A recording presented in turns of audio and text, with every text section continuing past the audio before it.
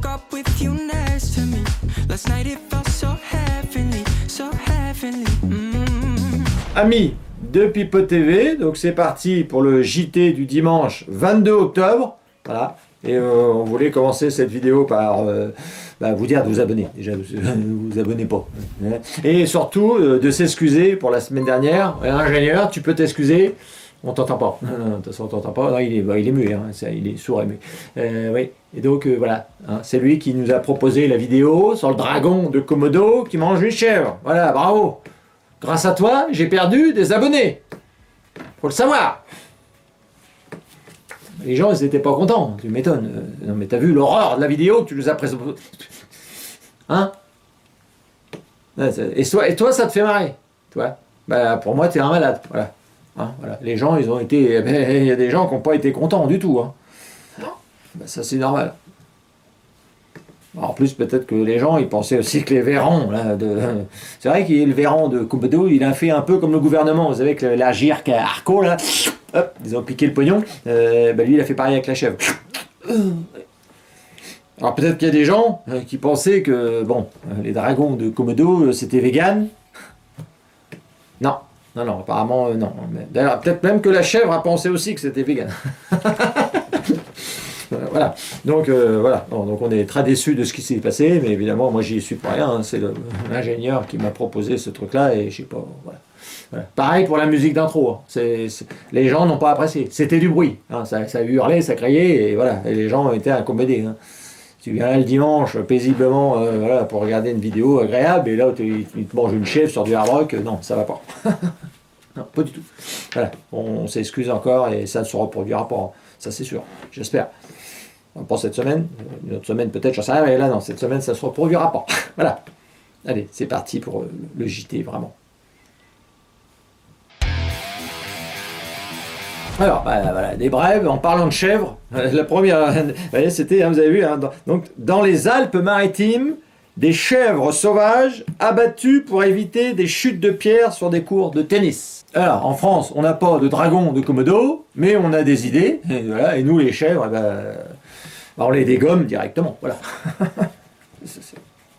Alors, évidemment, il y a des gens qui n'étaient pas contents, qui protestent, oui, on aurait peut-être pu essayer de les déplacer, tout ça. Ouais. Alors, ils étaient en train d'emmerder nos morpions, nos petits bambins, qui étaient en train d'essayer de jouer au tennis. Hein. Donc, c'est vrai que nous, le tennis, en plus en France, c'est un sport, on cartonne pas mal, et voilà.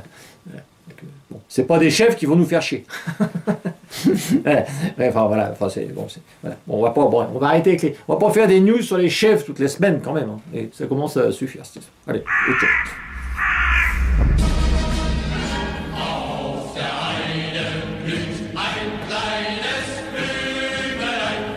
Les indiques du fisc pourront dénoncer toutes les fraudes fiscales. J'ai appris mon accent allemand, qui est très bon, c'est sûr. Donc vous avez vu, hein, c'est dans le nouveau projet de loi, hein, bon, qui a été fait en 49.3, on s'en fout. Il y a un amendement, hein, du projet de loi finance, grave dans le marbre la possibilité d'être rémunéré pour révéler les fraudes fiscales les plus importantes. Jusque-là, le dispositif était expérimental. Écoutez. C'est cette députée qui est à l'origine du projet, déjà testé depuis 2017. Il devrait se généraliser. Combien est-ce qu'on peut être payé? Alors là, pour le coup, c'est à la discrétion du directeur des finances publiques. C'est en fonction effectivement de la qualité du renseignement et c'est fonction aussi du montant qui sera recouvré par l'État. Donc, voilà, on appelle ça des balances, hein, voilà, ou des indiques. Ouais. Alors, le gouvernement, ils ont appelé ça des aviseurs fiscaux. Et ça marche bien, apparemment, ça marche bien.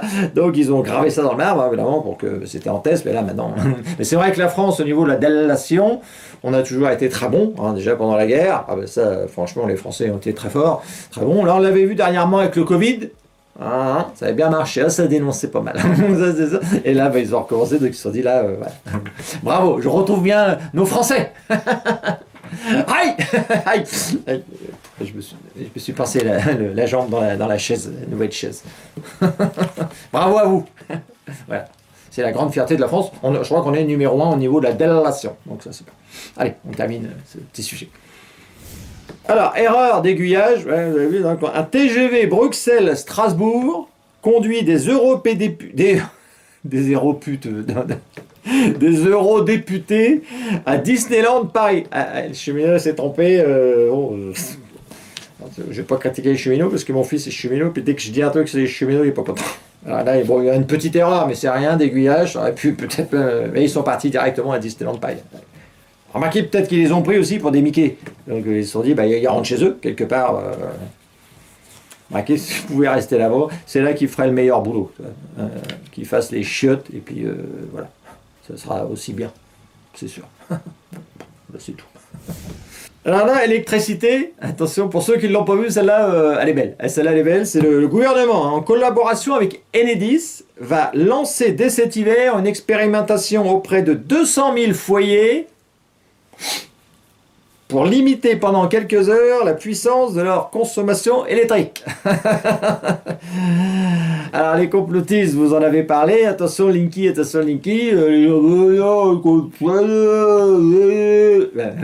arrive, voilà. Donc ils vont pouvoir gérer à distance, vous inquiétez pas. Et donc c'est assez bon, vous allez recevoir un courrier vous indiquant que vous faites partie des 200 000 ménages sélectionné. C'est comme la loterie nationale. C'est pareil. Sauf que là, tu vas moins gagner quand même. Si tu participeras à une expérimentation prévue pour cet hiver. Ils auraient pu le faire cet été, mais bon, ils ont dit, oh non, l'hiver c'est mieux, les coils, tout ça, c'est plus sympa.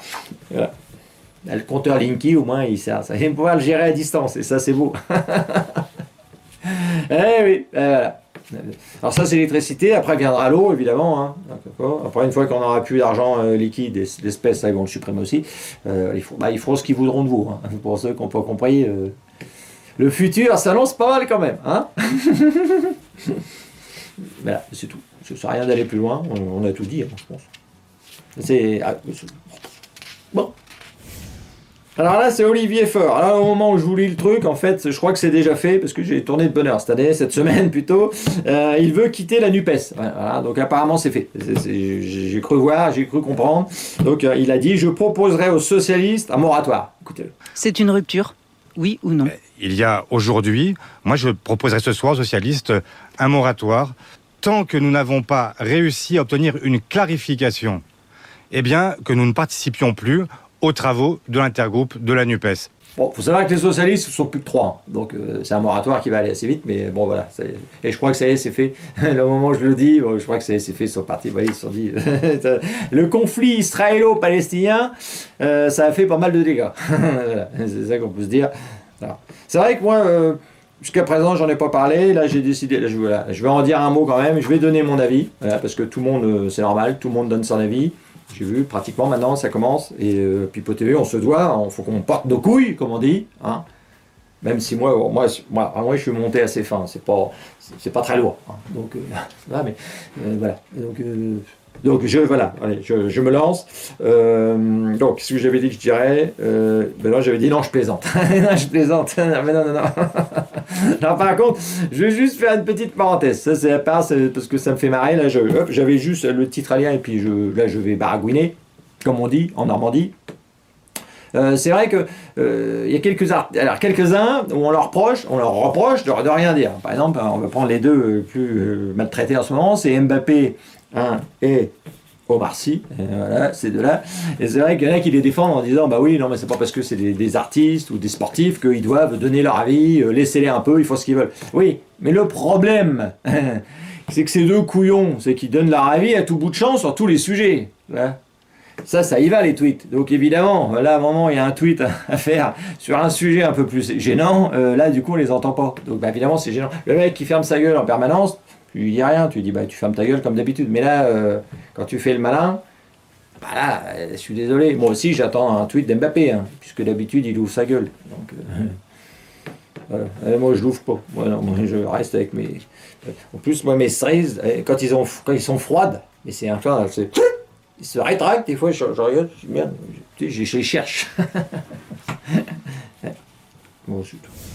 Alors là, c'est une news. Alors au début, j'avais mal lu. Je vous assure, j'avais lu alors, le titre, mais j'avais mal. C'était écrit, j'ai cru. Mais j'ai cru. Une mère de famille meurt étouffée lors d'une soirée caritative d'un club de rugby. Et oui, je me suis dit, qu'est-ce qu'elle a fait?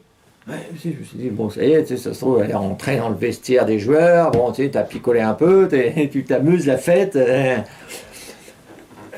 Ouais, et puis je me suis dit, oh là là, elle m'a étouffé. Enfin, et en fait, non, vous imaginez pas, non, ça n'a rien à voir avec tout ça. Non, le vrai titre, c'était ça, hein. C'est pour ça que j'ai fait une erreur quand même. C'est une mère de famille meurt, bon, elle meurt quand même, ouais, hein, étouffée en voulant avaler un maximum de chamallows lors d'une soirée d'un club de rugby. Ça n'a rien à voir. Elle est mourue avec les chamallows. C'est pas... Voilà. Par contre, j'espère c'est qu'elle a au moins battu le record mondial, ou je sais pas, mais bon, qu'elle est au moins, elle soit partie, toi, avec un trophée, au moins. Ouais. Bon, c'est quand même mieux de mourir comme ça. Je sais, si ça avait été l'autre truc, ça aurait été plus gênant, toi. Non, là, non. Bon, chamallow, bon. Bon, pas mieux, mais c'est mieux quand même, c'est sûr.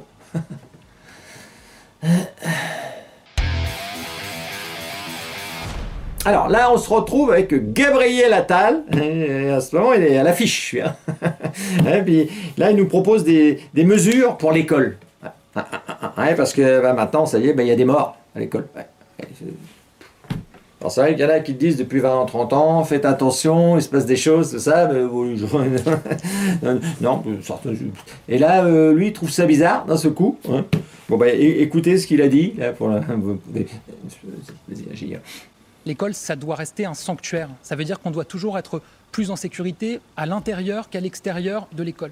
Alors, on doit toujours être plus en sécurité à l'intérieur qu'à l'extérieur. Donc il laisse entendre qu'à l'extérieur, tu es en insécurité. Ça,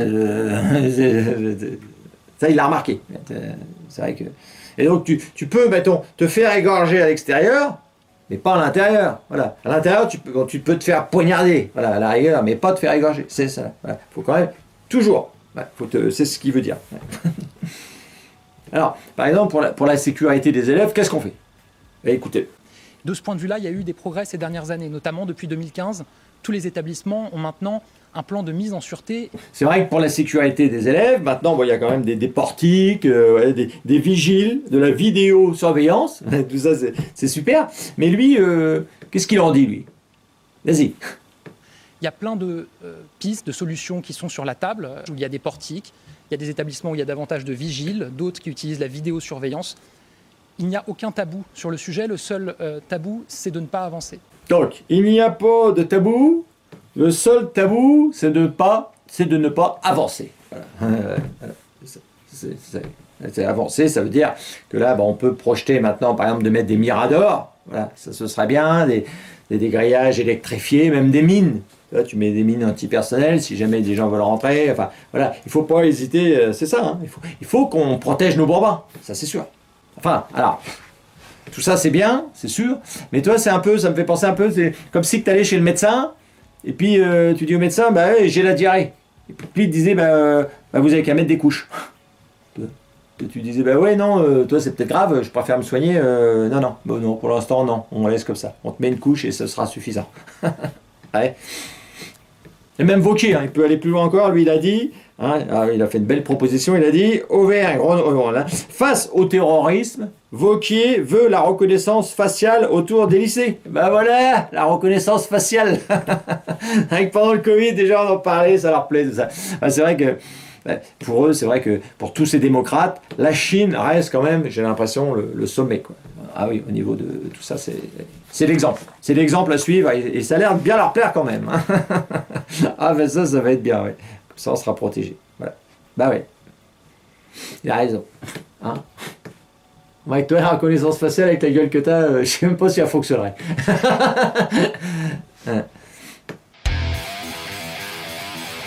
Alors là, c'est du foot féminin. On va parler de foot féminin. Donc là, c'est une news plus pour les féministes. Hein.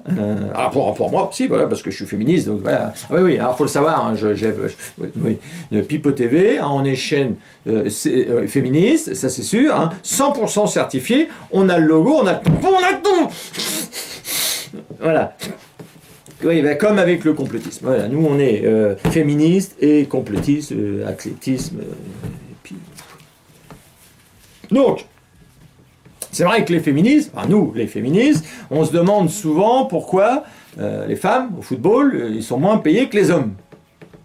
pour le même sport. C'est quand même, c'est aberrant. Hein, ça c'est sûr. Moi je me suis tout, j'étais en colère. Ben, pourquoi? Alors, mis à part que évidemment souvent ils ont les pieds carrés ou 2 pieds gauches, mais il y a d'autres explications que ça. C'est pas simplement ça. Ça c'est sûr. Et donc une des explications, je vais vous en donner une. Vous allez voir. Là, par exemple cette semaine, le 18 octobre, il y a eu un match donc chez les féminines, hein, PSG Manchester United. Hein, donc, dans la même catégorie de place, hein, c'était au Parc des Princes, dans la même catégorie, la place, elle était à 15 €. 15 € la place. Avec ça, faut payer tout le monde, et puis aussi des joueuses, hein, sûrement. Ligue des Champions, hein, là, le 25 octobre, donc là, c'est très proche. Il y a aussi un match de Ligue des Champions, là, ce coup-ci, chez les hommes, pour s'il en reste, j'en sais pas. Donc là, c'est le PSG Milan AC. Donc voilà, c'est de la Ligue des Champions, c'est à peu près équivalent. Pour la même catégorie, la place, 290 €. Et encore, parce que je connais quelqu'un on lui a envoyé un mail pour avoir des places.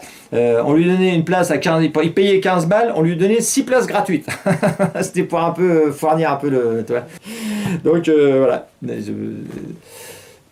Est-ce que j'ai besoin de faire un dessin ou c'est bon? Là, vous avez compris. Je sais pas. Voilà, c'est tout. Je pense que je vais me refaire des copines. Attention, sur Pipote TV, on est féministe aussi. Hein. Attention. Hein. Voilà. J'entends pas des. Je vois pas des. Non. Hein. Voilà, mais c'est tout. Je me suis fait un petit plaisir, je vous cache pas. Wow. Alors là, on se retrouve avec Philippe Lucas.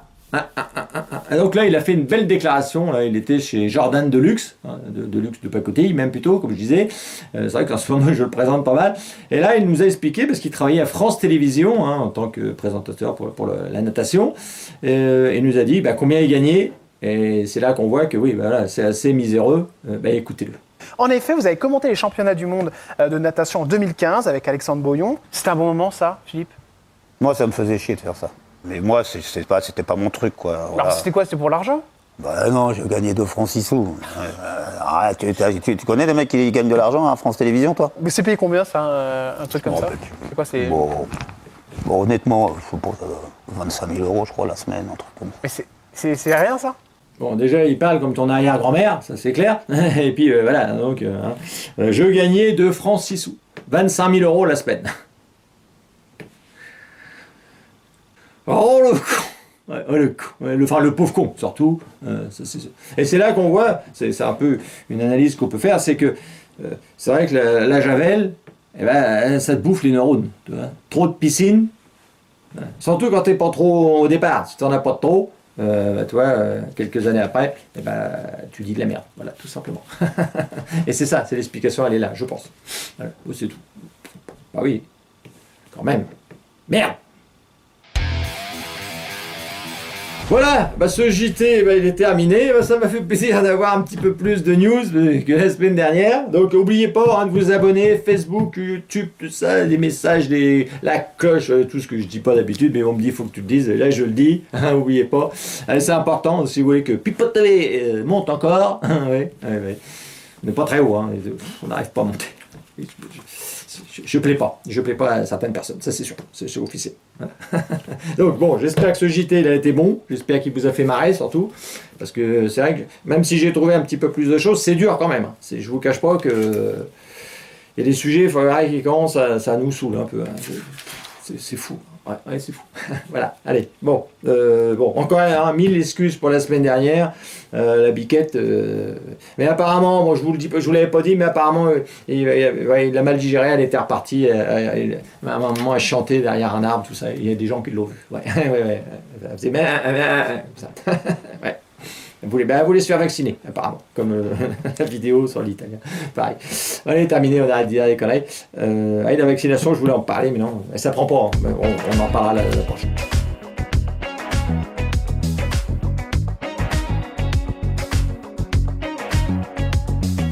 Fell asleep in ecstasy. Woke up with you next to me. Last night it felt so